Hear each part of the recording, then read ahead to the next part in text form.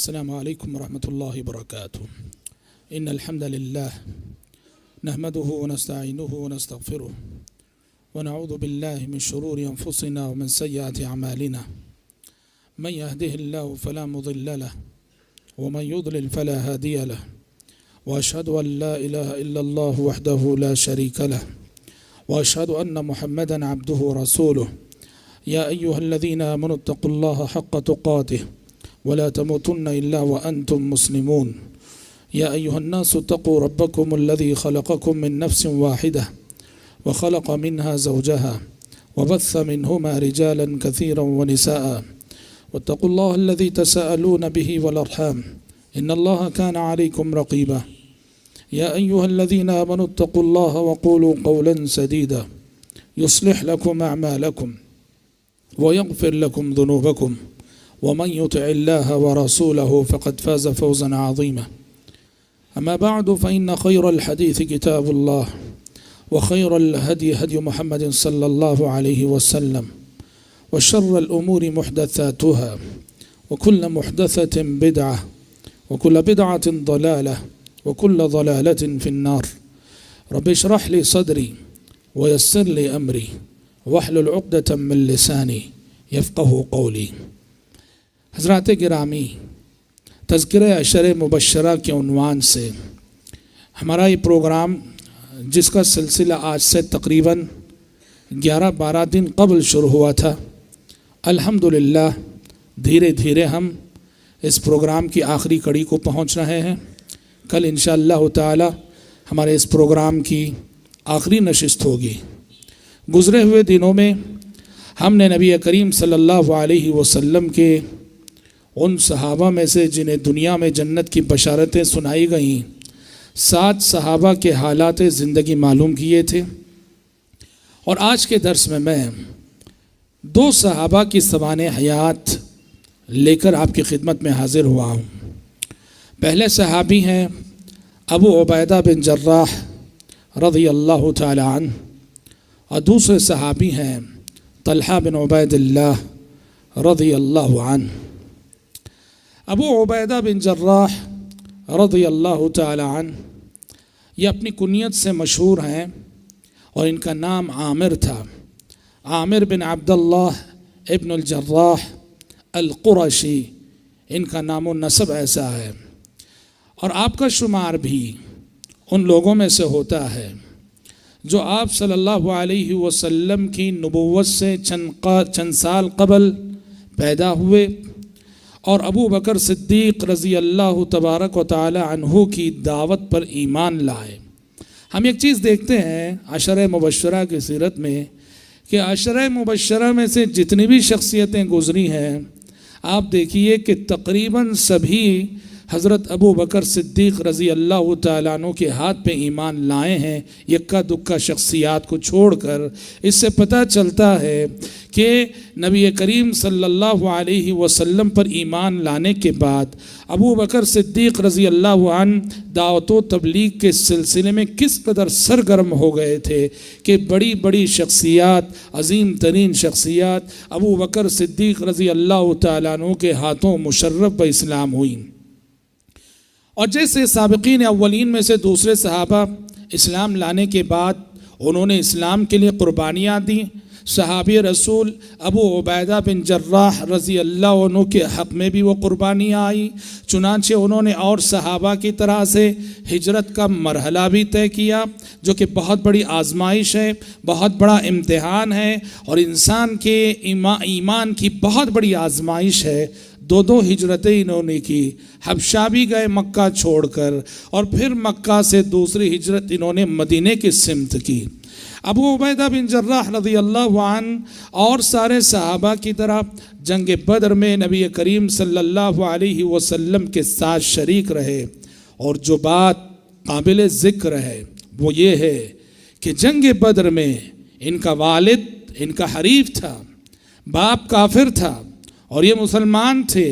اور مسلمانوں ابو عبیدہ بن جراح رضی اللہ عنہ کی تلوار کی زد میں ان کا باپ آ گیا. حضرت ابو عبیدہ رضی اللہ عنہ نے تھوڑی دیر تأمل نہ کیا اور اپنی تلوار سے اپنے کافر باپ کا سر قلم کر دیا۔ قرآن مجید نے فرمایا لا تجد قوما يؤمنون بالله واليوم الآخر يوادون من حاد الله ورسوله ولو كانوا آباءهم أو أبناءهم أو إخوانهم أو عشيرتهم أولئك كتب في قلوبهم الإيمان وأيدهم بروح من۔ اللہ کہتا ہے کہ جو ایمان والے ہیں، ایمان والے کبھی اللہ اور اس کے رسول کے دشمنوں سے محبت نہیں کرتے، بھلے سے ان کے باپ کیوں نہ ہو، ان کے بیٹے کیوں نہ ہو، ان کا کنبہ کیوں نہ ہو، ان کا خاندان کیوں نہ ہو، ان کے دلوں میں ایمان راسخ ہو چکا ہے اور ان کے ساتھ اللہ کی تائید ہوتی ہے، اللہ کی مدد ہوتی ہے، جس کی وجہ سے وہ ایمانی رشتے کو ہمیشہ نسبی اور خاندانی رشتوں پہ ترجیح دیتے ہیں۔ ابو عبیدہ بن جراح رضی اللہ عنہ نے جنگ بدر میں اس بات کا ثبوت دے دیا کہ میرے نزدیک اللہ اور اس کے رسول کی محبت ہر شخص کی محبت سے بڑھ کر ہے اور خاندان، رشتہ دار اور کنبے کی محبت سے بڑھ کر ہے۔ جنگ بدر میں اگر ان کا یہ کارنامہ ہے تو جنگ احد میں بھی انہوں نے سبحان اللہ کارنامہ رقم کیا ہے۔ جنگ احد میں آپ کو معلوم ہے نبی کریم صلی اللہ علیہ وسلم کو مشرکین نے ہدف بنا لیا تھا۔ مشرکین آپ صلی اللہ علیہ وسلم تیروں کی بوچھاڑ کر رہے تھے۔ آپ صلی اللہ علیہ وسلم کو نعوذ باللہ شہید کرنا ان کا ہدف ہو گیا تھا۔ اس موقع پر جن شخصیتوں نے پیارے نبی کے سامنے ڈھال بن کر کام کیا، ان میں سے ایک نمایاں نام ابو عبیدہ بن جراح رضی اللہ تعالیٰ عنہ کا بھی آتا ہے۔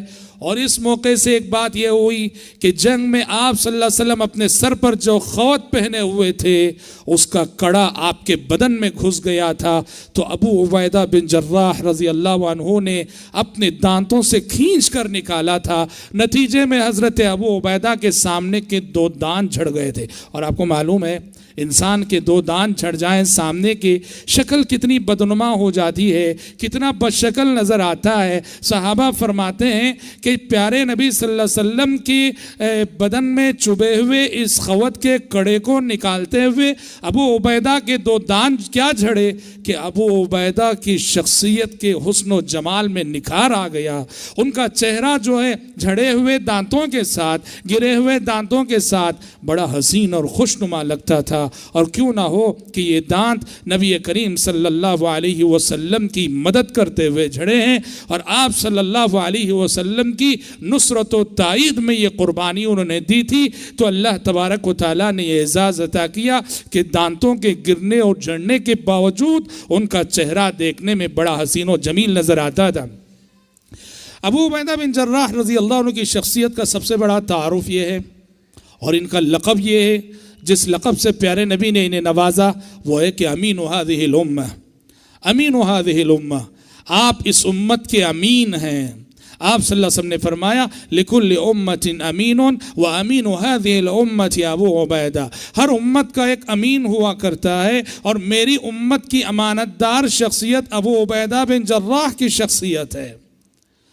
نجران سے عیسائی راہب آئے تھے، عیسائی راہب آئے تھے نبی کریم صلی اللہ علیہ وسلم کی خدمت میں، گفتگو ہوئی، مباحثہ ہوا، جب جانے لگے انہوں نے پیارے نبی سے مطالبہ کیا کہ ایسا کیجئے آپ ہمارے ساتھ کسی ذمہ دار انسان کو بھیجئے اور ہم اپنا جزیہ اپنا ٹیکس اس کو ادا کریں گے۔ تو پیارے نبی نے کہا کہ میں تمہارے ساتھ اس امت کے امین کو بھیجتا ہوں، اس امت کی امانت دار شخصیت کو بھیجتا ہوں۔ تو پیارے نبی صلی اللہ علیہ وسلم نے ابو عبیدہ بن جراح رضی اللہ تعالیٰ عنہ کو نجران روانہ کیا، نجران کے آئے ہوئے عیسائیوں کے ساتھ، کہا کہ یہ میری امت کی سب سے امانت دار شخصیت ہے۔ حضرات ابو عبیدہ بن جراح رضی اللہ عنہ جہاں امین تھے وہیں بڑے فیاض انسان تھے، بڑے سخی انسان تھے، اور صحابہ کی طرح سے جو بھی مال ان کے ہاتھ میں آتا تھا خرچ کر دیا کرتے تھے۔ ایک مرتبہ کی بات ہے، عمر بن خطاب رضی اللہ عنہ نے اپنے زمانے خلافت میں حضرت ابو عبیدہ کی خدمت میں 4000 درہم بھیجے۔ حضرت ابو عبیدہ بہت بڑے سپہ سالار تھے اور بہت بڑے کمانڈر تھے، تو حضرت عمر بن خطاب رضی اللہ عنہ نے بطور ہدیہ 4000 درہم بھیجے، اور قاصد نے دیکھا جس کے ذریعے سے حضرت عمر نے 4000 درہم بھیجے تھے، ابو عبیدہ بن جراح رضی اللہ عنہ نے اسی قاصد کے سامنے اس کے رہتے ہوئے یہ 4000 درہم غریبوں میں بانٹ دیے، غریبوں میں تقسیم کر دیے۔ جو بھی مال ملا، جو بھی دولت ملی، اس کو اللہ کے راستے میں لٹایا، اور خود جو ہے سبحان اللہ بہت ہی سادہ سی زندگی گزارتے تھے۔ آپ کو معلوم ہے بیت المقدس کی فتح کے موقع پر، بیت المقدس کی فتح کے موقع پر ابو عبیدہ بن جراح رضی اللہ تعالی عنہ نے حضرت عمر کا استقبال کیا تھا۔ صلح کرنے کے لیے حضرت عمر بنفس نفیس تشریف لے گئے تھے۔ اس وقت بہت ساری باتیں ہوئی۔ اس وقت یہ ہوا کہ حضرت عمر نے ابو عبیدہ بن جراح سے کہا کہ چلو اپنا گھر دکھاؤ، چلو اپنا گھر دکھاؤ۔ ابو عبیدہ بن جراح رضی اللہ عنہ جو اسلامی فوج کے کمانڈر تھے، اور ان کے ماتحت 30 سے 40 ہزار کی تعداد میں فوجی کام کرتے تھے۔ 30,000 فوجیوں کا کمانڈر، 30,000 فوجیوں کا لیڈر ہے حضرت ابو عبیدہ بن جراح رضی اللہ عنہ۔ حضرت عمر کو اپنے گھر لے گئے۔ حضرت عمر نے دیکھا سادہ سا گھر ہے، سادہ سی زندگی ہے، ایک حصیر ہے اور چند ٹوٹے پھوٹے برتن ہیں۔ حضرت عمر نے کہا کہ ابو عبیدہ، کیا کل سرمایہ تمہارا اتنا ہی ہے؟ تمہارے گھر کا کل سامان اتنا ہی ہے؟ حضرت ابو عبیدہ بن جراح رضی اللہ عنہ نے کہا امیر المومنین، منزل پر پہنچنے کے لیے اتنا سامان کافی ہے، منزل پر پہنچنے کے لیے اتنا سامان کافی ہے۔ حضرت عمر رو پڑے۔ ظاہر بات ہے کون سی منزل؟ آخرت کی منزل، قبر کی منزل۔ صحابہ نے اس سبق کو یاد رکھا تھا کہ دیکھو زندگی ایک سفر ہے، اور سفر میں جو مسافر جتنا لدا ہوا رہتا ہے اس کی رفتار اتنی ہی دھیمی رہے گی، اور جو مسافر جتنا ہلکا رہے گا، جس کے پاس سامان کم رہیں گے، اس کی رفتار تیز ہوگی اور وہ جلد سے جلد کامیابی سے منزل تک پہنچے گا۔ تو ابو عبیدہ بن جراح رضی اللہ عنہ نے اس دوسرے معیار زندگی کو ترجیح دی، اور عمر بن خطاب رضی اللہ عنہ سے کہا کہ امیر المومنین، منزل پر پہنچنے کے لیے اتنا سامان کافی ہے۔ ان کے زہد کو دیکھ کر، ان کی سادگی کو دیکھ کر، ان کے تواضع کو دیکھ کر عمر بن خطاب رضی اللہ عنہ رو پڑے۔ حضرات، نبی کریم صلی اللہ علیہ وسلم کے زمانے میں، عہد نبوت میں، ابو عبیدہ بن جراح رضی اللہ تعالیٰ عنہ کو آپ صلی اللہ علیہ وسلم نے کئی ایک سمتوں پر بحیثیت کمانڈر روانہ کیا تھا، اور وہ مشہور واقعہ حضرت ابو عبیدہ کے ساتھ ہی پیش آیا تھا کہ جب آپ صلی اللہ علیہ وسلم نے 300 صحابہ کو ان کے ساتھ روانہ کیا، 300 صحابہ کو حضرت ابو عبیدہ کے ساتھ روانہ کیا، اور یہ لوگ جا رہے تھے کہ راستے میں زیادہ سفر ختم ہو گیا، توشہ ختم ہو گیا، اور کھانے کے لیے ان کے پاس کچھ نہ تھا۔ بہت پریشان ہوئے، ساحلی علاقے سے گزر رہے تھے، سمجھ میں نہیں آ رہا تھا کہ اب غذا کے لیے کیا کریں۔ سواری کے جو اونٹ تھے وہ اونٹ ذبح کرنے لگے، اور یہ بہت بڑے خطرے کی بات تھی۔ سواری کے اونٹ اگر ذبح کر دیں، دشمن کا مقابلہ کیسے کریں گے اور منزل پہ کیسے پہنچیں گے؟ مگر ذبح کیے بغیر کوئی چارہ بھی نہ تھا۔ لیکن اللہ کی مدد ایسے آئی، اللہ کی مدد ایسے آئی کہ ساحلی علاقے سے گزر رہے تھے تو دیکھا کہ سمندر نے بہت بڑی مچھلی جو ہے باہر پھینک رکھی ہے، بہت بڑی مچھلی۔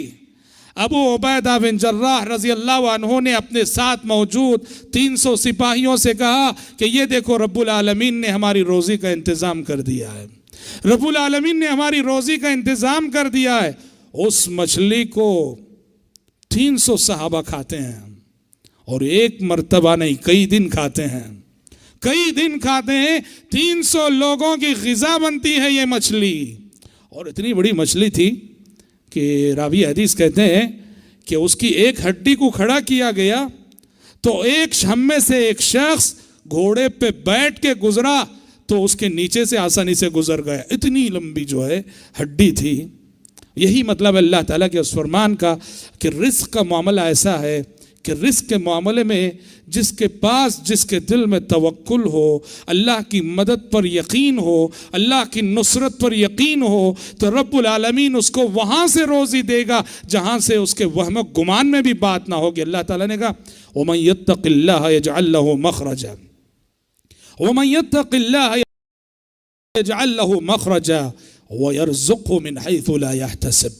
جو اللہ سے ڈرے، اللہ ہر مشکل سے نکلنے کا راستہ اسے فراہم کرے گا، اور وہاں سے اللہ روزی دے گا، اور وہاں سے اللہ اس کے لیے رزق کا انتظام کرے گا جہاں اس کے وہم و گمان میں بھی کبھی بات نہ آئی ہو۔ تو اللہ تعالیٰ نے اس طرح سے ان کے لیے روزی کا انتظام کیا اور رزق کا انتظام کیا۔ اور حضرت ابو عبیدہ کی شخصیت اتنی وزندار شخصیت تھی، ان کی شخصیت کی اہمیت کو جاننے کے لیے یہ بات بھی بہت بڑا ثبوت ہے کہ جب پیارے نبی کی وفات ہو گئی اور صحابہ کرام رضوان اللہ علیہم اجمعین آپس میں مشورہ کر رہے تھے کہ اب خلیفہ کون ہوگا، تو سبحان اللہ ابو بکر صدیق رضی اللہ عنہ نے سب سے پہلے جس شخصیت کا نام پیش کیا وہ ابو عبیدہ بن جراح کا۔ ابو بکر صدیق رضی اللہ عنہ نے اس مشاورتی کمیٹی کے سامنے، اس مشاورتی اجلاس میں جس میں انصار بھی تھے، مہاجرین بھی تھے، سارے فضلائے صحابہ جمع تھے، ابو بکر صدیق کی زبانی نام آیا تو اس جلیل القدر صحابی کا نام آیا۔ ابو بکر صدیق نے کہا کہ میرا مشورہ ہے کہ ہم ابو عبیدہ بن جراح کو نبی کریم صلی اللہ علیہ وسلم کا خلیفہ بنا لیں۔ سوچو تو صحیح کہ ابو بکر صدیق جیسی شخصیت اگر خلافت کے لیے ان کا نام پیش کرتی ہے، یہ شخصیت کتنی عظیم ہوگی، کتنی وزندار ہوگی اور کتنی عظیم انسان رہے ہوں گے۔ یہ اور بات ہے کہ بعد میں مشورہ خود ابو بکر صدیق کے انتخاب پر جو ہے بات مکمل ہوئی کہ حضرت عمر اور دوسرے صحابہ نے کہا کہ خلافت کا حقدار ابو بکر تم سے بڑھ کر کوئی نہیں ہو سکتا، کہ پیارے نبی صلی اللہ علیہ وسلم نے اپنے جیتے جی اپنے مصلے پر اپنی عدم موجودگی میں تمہیں کھڑایا تھا، پیارے نبی کے مقام پہ کھڑے ہو کر تم نے نماز پڑھائی تھی، لہٰذا اس خلافت کی امانت کے حقدار بھی تم ہی ہو۔ ابو بکر صدیق رضی اللہ عنہ کو خلافت مل گئی۔ اور جس طرح سے خلافت کے لیے حضرت ابو بکر کی زبانی ابو عبیدہ بن جراح کا نام آیا تھا، بالکل ویسے ہی عمر بن خطاب رضی اللہ عنہ کی زبانی بھی ان صحابی کا نام آیا تھا۔ ایک مرتبہ عمر بن خطاب رضی اللہ عنہ ابھی بقید حیات تھے، اس وقت کی بات ہے کہ عمر بن خطاب رضی اللہ عنہ نے اپنی اس خواہش کا اظہار کیا، فرمایا کہ میں چاہتا ہوں کہ میرے بعد ابو عبیدہ بن جراح کو خلیفہ بنا دوں، میں چاہتا ہوں کہ میرے بعد ابو عبیدہ بن جراح کو خلیفہ بنا دو۔ قربان جائیے ایک ایسی شخصیت رہی ہوگی، ابو بکر کی زبان پہ بھی ان کا نام، عمر کی زبان پہ بھی ان کا نام، یہ اور بات ہے۔ اور کہا حضرت عمر نے کل اگر اللہ حشر کے میدان میں پوچھے کہ عمر میں نے تمہیں خلافت کی امانت جو عطا کی تھی، اس امانت کو تم کس کے حوالے کرائے، تو میں بڑی شان سے جواب دوں گا کہ پروردگارہ خلافت کی ذمہ داری کو، خلافت کے اس عہدے کو اس شخصیت کے حوالے کر کے آیا ہوں جس شخصیت کو خود تیرے نبی نے امین هذه الامہ قرار دیا تھا۔ لیکن ہوا یہ کہ ابو عبیدہ بن جراح رضی اللہ عنہ عمر بن خطاب رضی اللہ عنہ کے زمانے خلافت ہی میں شہید ہو گئے۔ اگر وہ زندہ رہتے تو حضرت عمر نے خود کہا تھا اگر آج ابو عبیدہ زندہ رہتے تو میں بلا کسی اختلاف کے ابو عبیدہ کو خلیفہ بنا دیتا۔ حضرت ابو عبیدہ بن جراح رضی اللہ عنہ شہید ہو چکے تھے، اس لیے عمر بن خطاب رضی اللہ عنہ نے 6 افراد پر مشتمل کمیٹی تشکیل دے دی۔ حضرت عمر نے ان کی اہمیت کو کیسے جانا، تو کیسے سمجھا؟ ایک مرتبہ کی بات ہے، عمر بن خطاب رضی اللہ عنہ کچھ صحابہ کے ساتھ بیٹھے ہوئے تھے۔ حضرت عمر نے صحابہ سے کہا تم میں سے ہر شخص بتائے کہ اس کی کیا آرزو ہے اور کیا تمنا ہے۔ کہا کہ تمہارے دل میں آرزویں ہوں گی، تمنائیں ہوں گی، میں چاہتا ہوں کہ میں تمہاری کوئی آرزو سنوں، تمہاری تمنا سنوں۔ ہر شخص بتائے کہ اس کے دل میں کیا آرزو ہے اور کیا تمنا انگڑائی لے رہی ہے۔ ایک صحابی نے کہا کہ امیر المومنین میرا دل تو یہ کہتا ہے کہ یہ جو مکان ہے جس میں ہم بیٹھے ہیں، میرے پاس مکان بھر کر سونا ہو اور اتنی دولت اتنا سونا مجھے ملے اور میں اس ساری دولت کو اللہ کے راستے میں خرچ کر دوں۔ دوسرے نے کہا میری خواہش ہے کہ مکان بھر کر جو ہے مجھے ہیرے جواہرات مل جائیں اور میں ان ہیرے جواہرات کو جو ہے اللہ کے راستے میں خرچ کروں۔ جتنے لوگ تھے اپنی اپنی خواہش کا اظہار کرتے رہے۔ سب کی خواہش سننے کے بعد عمر بن خطاب رضی اللہ عنہ نے کہا لوگوں مگر میں بتاؤں کہ میری خواہش کیا ہے؟ میں بتاؤں کہ میری خواہش کیا ہے؟ میری خواہش یہ ہے کہ یہ جو مکان ہے، مکان بھر کر میرے پاس ابو عبیدہ بن جراح جیسی شخصیتیں موجود رہیں، یہ میری خواہش ہے۔ بہت بڑی بات تھی یہ، یاد رکھو حضرت عمر نے بہت بڑا درس دیا، بہت بڑا سبق دیا۔ انہوں نے کہا کہ مجھے سونا نہیں چاہیے، چاندی نہیں چاہیے، ہیرے جواہرات نہیں چاہیے، کچھ نہیں چاہیے، مجھے ابو عبیدہ بن جراح جیسی شخصیتیں چاہیے۔ بہت بڑا پیغام دیا۔ کیا پیغام؟ کہ اصل طاقت ہے افرادی طاقت۔ کسی بھی جماعت، کسی بھی جمعیت، کسی بھی تنظیم اور کسی بھی قوم اور کسی بھی اجتماعیت کی اصل طاقت باصلاحیت افراد ہوتے ہیں۔ کبھی کبھی ایک فرد اتنا وزندار ہوتا ہے کہ سبحان اللہ اس ایک فرد کے مقابلے میں پوری قوم کو تول لیا جائے، جیسے ہم نے حضرت ابو بکر کے بارے میں فرمایا تھا۔ عمر بن خطاب رضی اللہ عنہ کا مشہور جملہ ہم نے سنایا تھا کہ حضرت ابو بکر نے فرمایا تھا، حضرت عمر نے فرمایا تھا ابو بکر کے بارے میں رضی اللہ عنہما کہ اگر ابو بکر صدیق کے ایمان کو ترازو کے ایک پلڑے میں اور قیامت تک آنے والی امت مسلمہ کے ایمان کو ترازو کے دوسرے پلڑے میں رکھ دیا جائے تو ابو بکر صدیق والا پلڑا وزنی ہو جائے گا، بھاری ہو جائے گا، اور امت کا پلڑا جو ہے ہلکا ہو کر اوپر اٹھ جائے گا۔ حضرات صلاحیت مند افراد یہ کسی بھی قوم کا قیمتی سرمایہ ہوتے ہیں۔ وہ افراد جن کے اندر ایمان ہو، وہ افراد جن کے اندر اخلاق ہو، وہ افراد جن کے اندر کیریکٹر ہو، وہ افراد جن کے اندر انقلابی صفات ہو، وہ افراد جن کے اندر کرنے کا جذبہ ہو، وہ افراد جن کے اندر ایثار و قربانی کی صفات ہو، دنیا میں کسی بھی قوم، کسی بھی اجتماعیت کے لیے یہی افراد سب سے بڑی طاقت ہوتے ہیں۔ اسی لیے حضرت عمر نے کہا میری آرزو تو یہ ہے، میری تمنا تو یہ ہے کہ ابو عبیدہ بن جراح جیسی شخصیتیں مجھے مل جائیں اور یہ مکان بھر کر مل جائیں۔ اور طبقہ صحابہ کی خصوصیت یہی ہے، طبقہ صحابہ کی خصوصیت یہی ہے کہ محمد الرسول اللہ صلی اللہ علیہ وسلم کو اللہ تعالیٰ نے ایسے افراد دیے تھے، صحابہ کی شکل میں ایسی صلاحیتیں عطا کر دی تھیں، دنیا کے کسی مذہبی رہنما کو، دنیا کے کسی لیڈر کو ایسے صلاحیت رکھنے والے افراد آج تک نہیں ملے۔ اور صحابہ کی شکل میں جس طرح باکمال شخصیات عہد نبوت میں جمع ہو گئی تھی، اتنی باکمال شخصیات تاریخ میں کبھی آپ ایک ساتھ یکجا جو ہے دکھا نہیں سکتے۔ اللہ تعالیٰ نے اپنے نبی آخری رسول حضرت محمد صلی اللہ علیہ وسلم کی تائید کے لیے، نصرت کے لیے جو بہت بڑا ہتھیار عطا کیا قرآن کے بعد، وہ ہتھیار ہے افراد، باصلاحیت افراد، باکمال افراد، غیر معمولی صفات رکھنے والے افراد۔ ابو بکر، عمر، عثمان و علی، عبد الرحمن ابن عوف، زبیر ابن عوام، سعد بن ابی وقاص و ابو عبیدہ بن جراح، طلحہ بن عبید اللہ و سعید بن زید، ان جیسے جو صحابہ تھے یہ پیارے نبی صلی اللہ علیہ وسلم کا قیمتی سرمایہ اور اس امت کی سب سے بڑی دولت تھے۔ اسی لیے حضرت عمر نے افراد کی قیمت کو، اسی لیے کبھی ایک فرد اپنی جگہ ایک امت ہوتا ہے، یہ ایک فرد ایک امت کی برابر ہوتا ہے۔ اللہ اکبر۔ تو عمر فاروق رضی اللہ عنہ نے ابو عبیدہ کی شخصیت کو اس قدر وزندار جانا، فرمایا کہ لوگوں میری دلی آرزو اور تمنا تو یہ ہے کہ مکان بھر کر میرے پاس ابو عبیدہ بن جراح جیسی شخصیتیں میرے لیے مل جائیں۔ حضرات ابو عبیدہ بن جراح رضی اللہ تعالی عنہ ایک مثالی زندگی گزارنے کے بعد اور مسلسل، جیسے ہم نے کہا کہ عہد فاروقی میں عمر بن خطاب رضی اللہ عنہ کے زمانے خلافت میں جو فتوحات ہوئیں، ان فتوحات میں ابو عبیدہ بن جراح رضی اللہ عنہ کا بڑا کردار ہے۔ ملک پر ملک فتح کیے جا رہے تھے، شہر پر شہر فتح کیے جا رہے تھے، کامیابی سے پیش قدمی کر رہے تھے کہ بالآخر یہ ہوا کہ عہد فاروقی میں ایک بہت بڑا امتحان آیا، ایک بہت بڑا امتحان آیا۔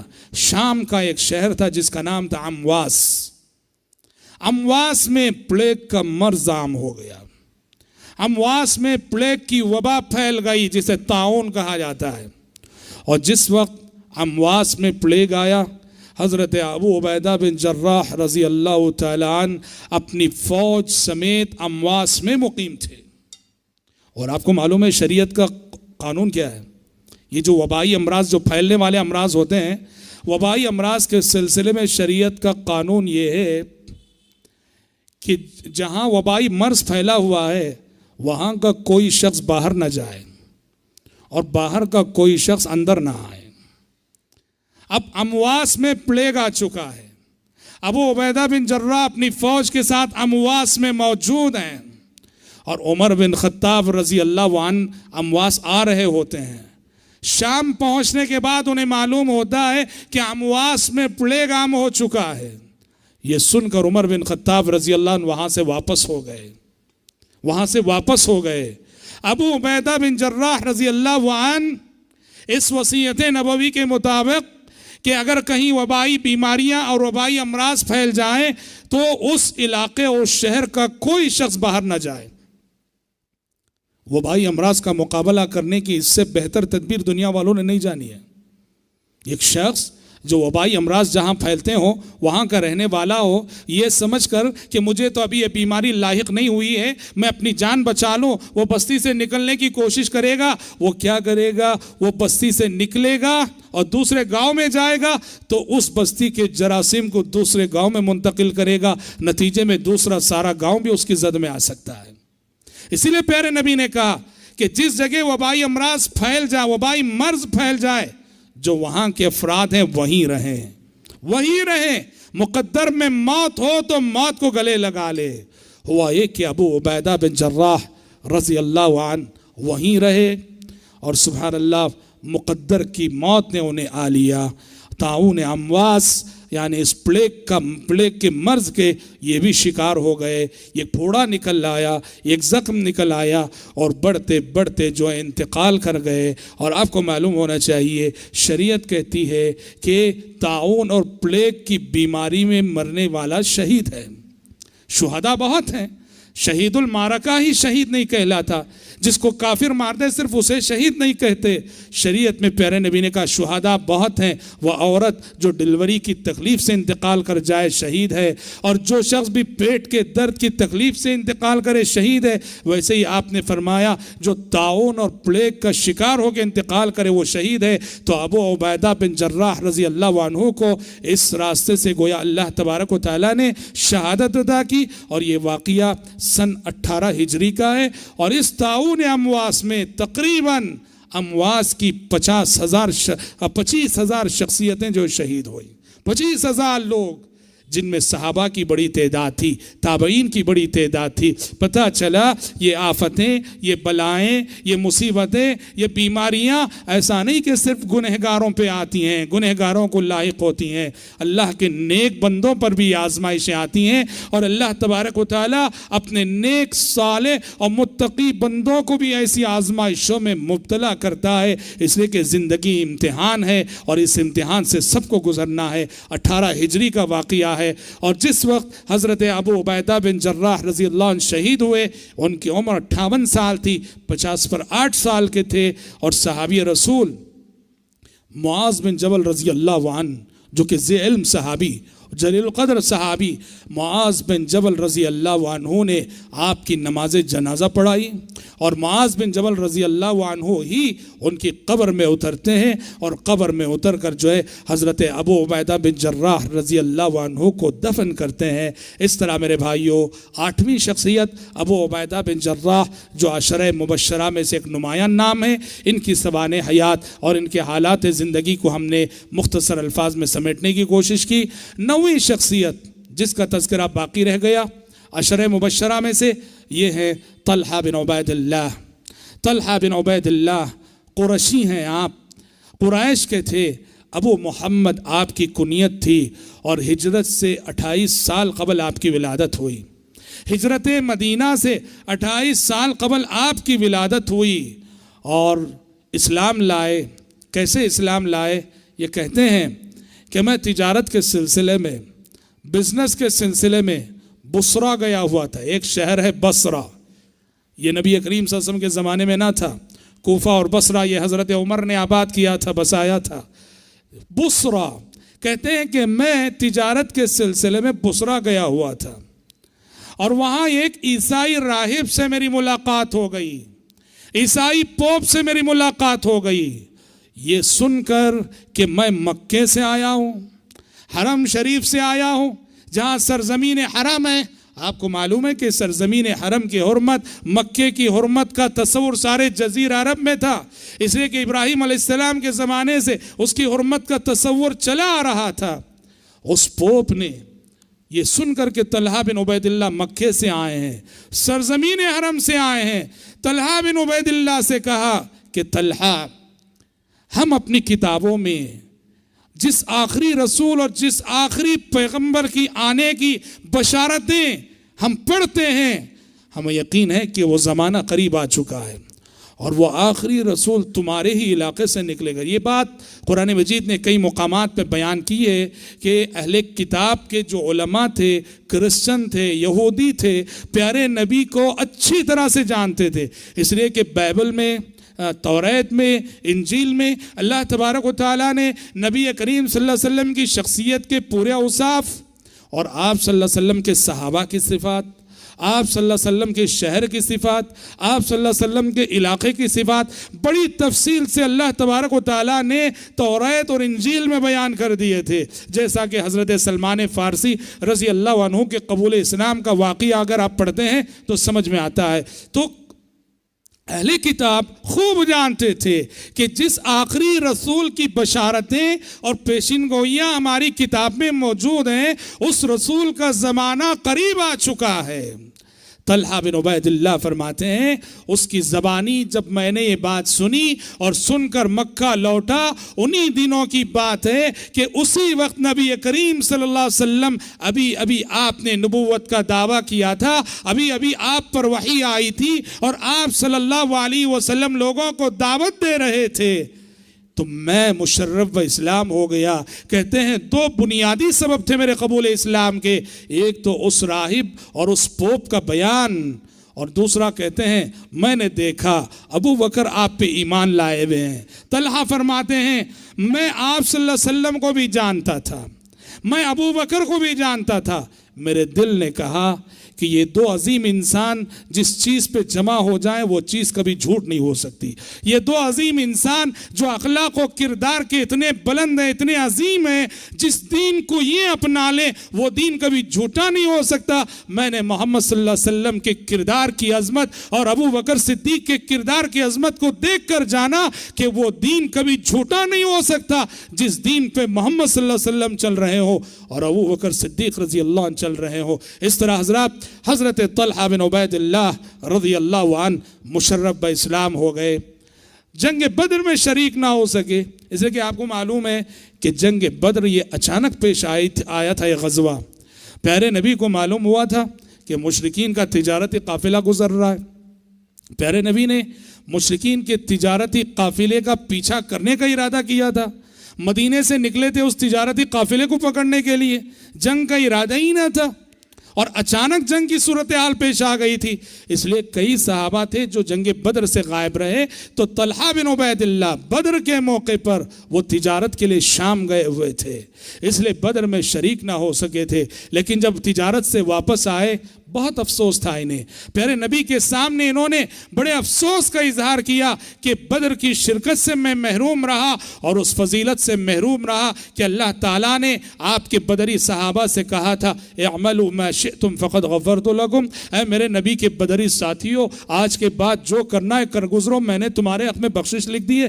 پیارے نبی نے ان کے افسوس کو دیکھ کر, ان کی حسرت کو دیکھ کر بدر کی مال غنیمت میں باقاعدہ بھی انہیں حصے دار جانا اور باقاعدہ انہیں حصہ عطا کیا, کیونکہ آپ نے دیکھا سچی نیت ہے, سچا جذبہ ہے. مومن کی نیت بھی مستقل عمل کا درجہ رکھتی ہے. تو بدر میں شریک نہ رہتے ہوئے بھی پیارے نبی نے مال غنیمت میں انہیں حصہ دیا. اور حضرت طلحہ بن عبید اللہ رضی اللہ تعالی عنہ, ان کی ایک بہت بڑی منقبت یہ ہے کہ غزوہ احد غزوہ احد میں جیسا کہ ابھی ہم نے حضرت ابو عبیدہ کی سیرت میں بیان کیا، ایک موقع ایسا آیا تھا کہ جب مشرکین نے آپ صلی اللہ علیہ وسلم کو ہدف بنا لیا تھا، آپ صلی اللہ علیہ وسلم کو ٹارگٹ بنا لیا تھا، آپ صلی اللہ علیہ وسلم پر تیر برس رہے تھے، اس موقع پر جس شخصیت نے سب سے زیادہ بہادری اور جرأت کا ثبوت دیا تھا اس میں وہ حضرت طلحہ بن عبید اللہ کی شخصیت ہے۔ یہ پیارے نبی کے سامنے کھڑے ہو گئے، پیارے نبی کے سامنے کھڑے ہو گئے، اور جدھر سے دشمن کے تیر آتے تھے اسے اپنے سینے پہ لیتے، اپنے ہاتھ پہ لیتے۔ بخاری کی روایت ہے کہ پیارے نبی صلی اللہ علیہ وسلم کے سامنے کھڑے ہو کر انہوں نے جو دفاع کیا، اس دفاع کے نتیجے میں ان کا یہ دانا ہاتھ پوری طرح سے شل ہو گیا تھا، صرف بایاں ہاتھ کام کرتا تھا، یہ بایاں ہاتھ ان کا کام کرتا تھا، یہ جو سیدھا ہاتھ تھا پیارے نبی کی جانب سے دفاع کرتے ہوئے یہ ہاتھ پوری طرح سے شل ہو چکا تھا۔ اور غزوہ احد میں انہوں نے تقریباً 24 زخم جو ہے کھائے، 24 زخم ان کے بدن پر تھے، اور اس دن آپ کے ایثار اور آپ کی قربانی کو دیکھ کر پیارے نبی نے فرمایا تھا کہ قد اوجب، آپ نے فرمایا کہ طلحہ نے آج جنت واجب کر لی، طلحہ نے آج جنت واجب کر لی۔ حضرات طلحہ بن عبید اللہ رضی اللہ عنہ بڑے وسیع الظرف انسان تھے، انفاق کا جذبہ تھا، خصوصیت کے ساتھ ان کے سلسلے میں آتا ہے کہ قرضدار اگر کسی کو بھی دیکھتے تو قرضدار کے دکھ درد کو بہت سمجھتے تھے، لوگوں کا قرض چکاتے تھے، احسان بھی کرتے تھے، نہ محتاجوں کو دیتے بھی تھے، لیکن خصوصیت کے ساتھ اگر کوئی بھی قرضدار اگر نظر آتا اپنے پیسوں سے اللہ نے ان کو جو بھی دیا تھا اس سے قرضداروں کا قرض چکایا کرتے تھے۔ اسی لیے روایتوں میں آتا ہے آپ کو جو القاب دیے گئے، طلحۃ الفیاض، طلحۃ الخیر، طلحۃ الجود، پیارے نبی نے مختلف موقعوں سے اور مختلف حوالوں سے ان 3 القاب سے انہیں نوازا تھا۔ طلحۃ الخیر، یہ وہ طلحہ ہے جو سراپا خیر ہی خیر ہیں۔ طلحۃ الفیاض، یہ وہ طلحہ ہے جو بڑے فیاض ہیں۔ طلحۃ الجود، یہ وہ طلحہ ہیں جو بڑے سخی ہیں۔ تو پیارے نبی صلی اللہ علیہ وسلم نے حضرت طلحہ بن عبید اللہ رضی اللہ عنہ کی سخاوت کو بہت سراہا، اور آپ کو معلوم ہے کہ عہد خلافت راشدہ میں اور خصوصاً علی بن ابی طالب رضی اللہ عنہ کے زمانے خلافت میں جب جمل اور صفین کے حالات آئے، جنگ جمل میں حضرت علی رضی اللہ عنہ کے مقابلے میں جو شخصیتیں تھیں حضرت عائشہ کے ساتھ، ان میں نمایاں نام حضرت طلحہ کا آتا ہے۔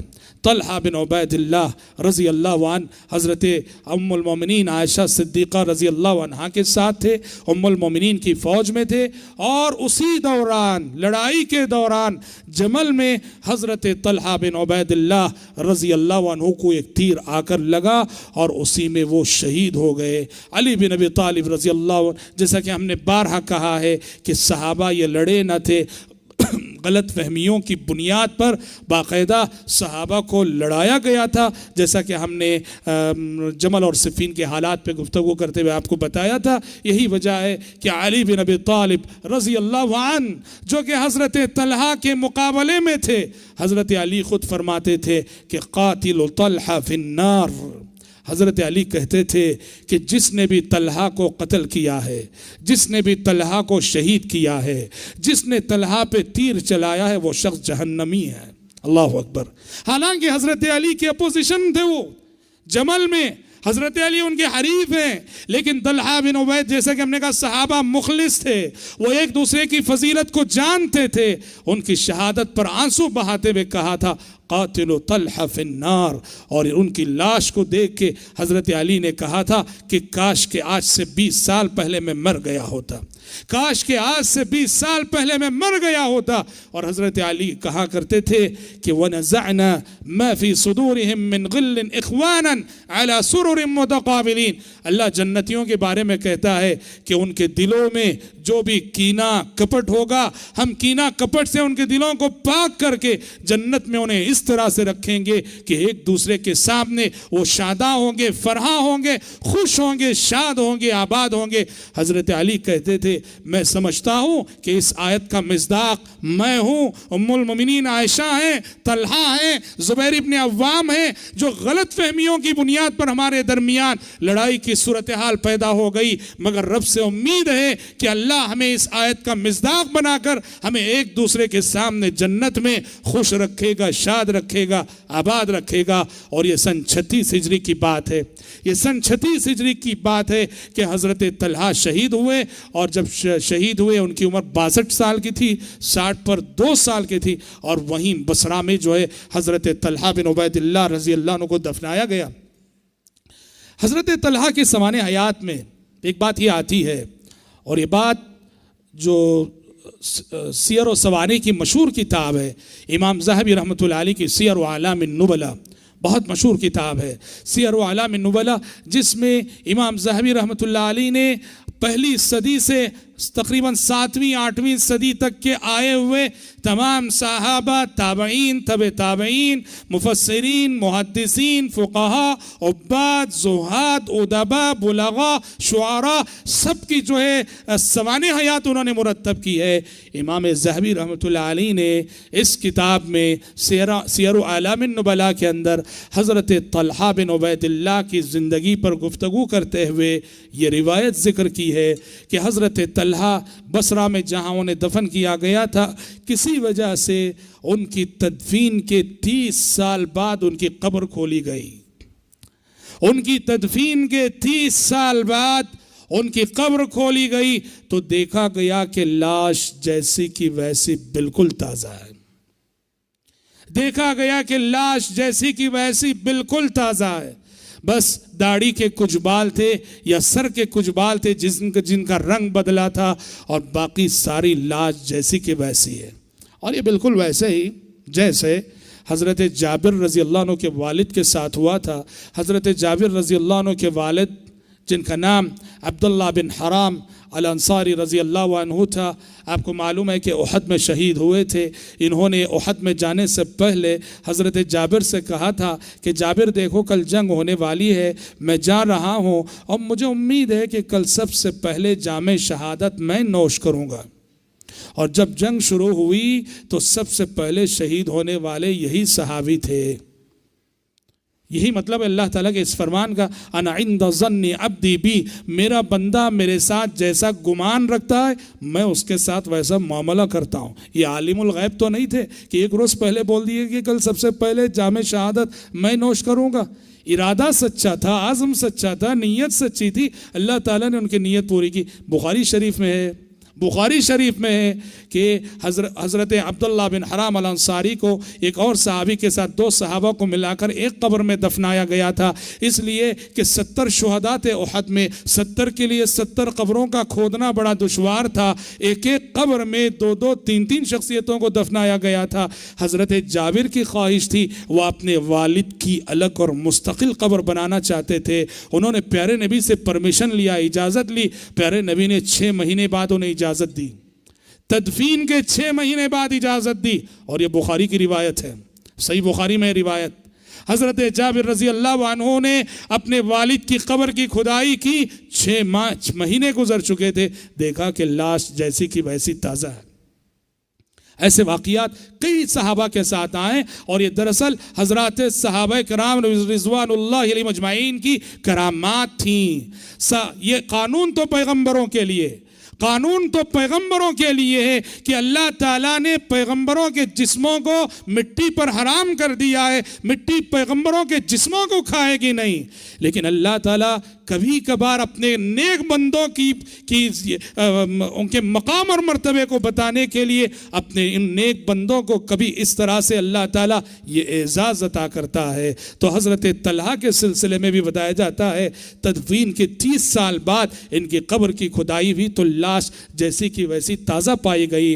अच्छा, हज़रत जाबिर के वालिद 6 माह बाद ताज़ा पाए गए और ये 30 साल बाद ताज़ा पाए गए। इससे ये लाजिम नहीं आता कि अब वो क़ियामत तक वैसे ही رہیں گے. نہیں, اللہ کو اپنی قدرت کی ایک نشانی دکھانی تھی, اس نے دکھا دیا ہے. اس سے یہ لازم نہیں آتا کہ اب ان کی شخصیتوں کو اس کے بعد بھی مٹی نہیں کھائی, یہ لازم نہیں آتا, یاد رکھیے.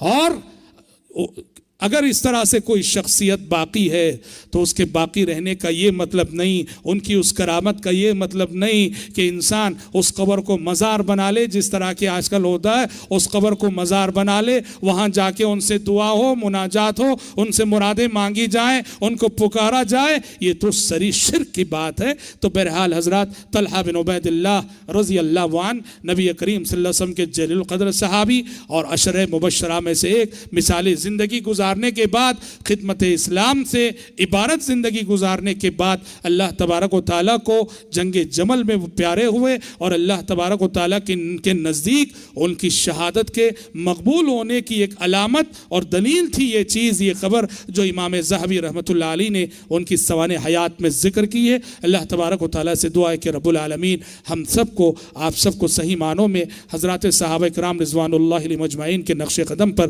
چلنے کی توفیق عطا فرمائے. آمین.